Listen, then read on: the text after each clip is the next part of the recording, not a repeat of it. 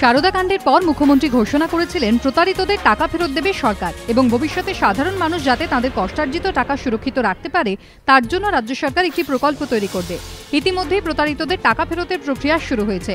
বুধবার প্রতিশ্রুতি মতো আর্থিক সুরক্ষা প্রকল্পেরও সূচনা করলেন মুখ্যমন্ত্রী। এদিন টাউন হলে এই প্রকল্পের সূচনা করে ফের ভুয়ো অর্থলগ্নি সংস্থায় টাকা না রাখার জন্য সাধারণ মানুষকে সতর্ক করেন মমতা বন্দ্যোপাধ্যায়। তাঁর সতর্ক বার্তার লোভ দেখিয়ে টাকা আত্মসাৎ করে লগ্নি সংস্থাগুলি, তাই কোনো অবস্থাতেই তাতে টাকা গচ্ছিত রাখবেন না। রাজ্য সরকারের আর্থিক সুরক্ষা প্রকল্পে একজন আমানতকারী সর্বোচ্চ 25,000 টাকা পর্যন্ত ফিক্সড ডিপোজিট করতে পারবে। সর্বোচ্চ 5 বছর টাকা রাখা যাবে। মেয়াদ পূর্ণ হলে 9.25% হারে সুদ পাবেন আমানতকারীরা। জরুরি প্রয়োজনে টাকা গচ্ছিত রাখার 3 মাস পর তা তুলে নেওয়ার সংস্থান রয়েছে।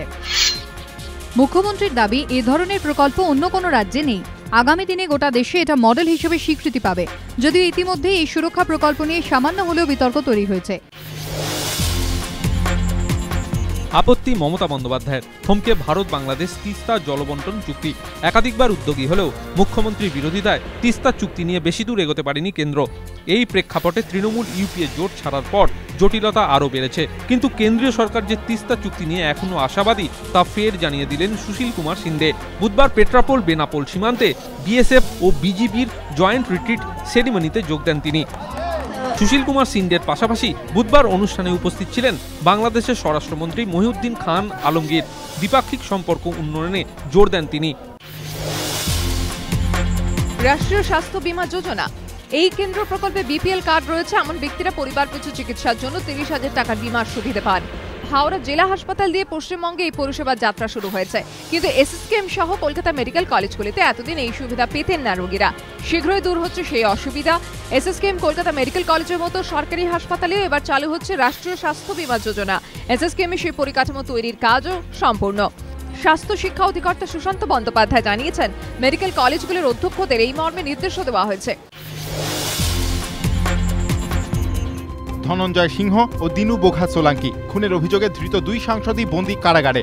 পরিচারিকাকে খুনের অভিযোগে মঙ্গলবার গ্রেফতার হন উত্তরপ্রদেশের জোনপুরের বহুজন সমাজ পার্টির সাংসদ ধনঞ্জয় সিংহ ও তার স্ত্রী জাগৃতি। বুধবার তাদের দুজনকেই 5 দিনের পুলিশ হেফাজতে রাখার নির্দেশ দিয়েছে পাতিয়ালা হাউস কোর্ট। সোমবার সন্ধে বিএসপি সাংসদের দক্ষিণ দিল্লির বাড়ি থেকে এক পরিচারিকার রক্তাক্ত দেহ উদ্ধার হয়। অভিযোগ, সাংসদের স্ত্রী জাগৃতির মারেই মৃত্যু হয় রাখি নামে বছর 35-এর ওই পরিচারিকার। পুলিশের অনুমান মহিলাকে হরিণের শিং দিয়ে খুন করা হয়। ঘটনার পর দফায় দফায় জিজ্ঞাসাবাদ করে পুলিশ তাদের দুজনকে গ্রেফতার করে। ঘটনার তদন্তে নেমে পুলিশ ওই বাড়ির সিসিটিভি ফুটেজ খতিয়ে দেখছে। এই খুনের পেছনে বিবাহ বহির্ভূত কোনো সম্পর্ক আছে কিনা তাও খতিয়ে দেখছে পুলিশ। অন্যদিকে সমাজকর্মী অমিত জেঠুয়া খুনের ঘটনায় অভিযুক্ত গুজরাটের জুনাগড়ের বিজেপি সাংসদ দিনু বোঘা সোলাঙ্কিকে 2 দিনের ট্রানজিট রিমান্ডে নিয়েছে সিবিআই। তদন্তকারীরা জানিয়েছেন, অভিযুক্ত সাংসদকে জিজ্ঞাসাবাদ করলে তদন্তের কাজে গতি আসবে।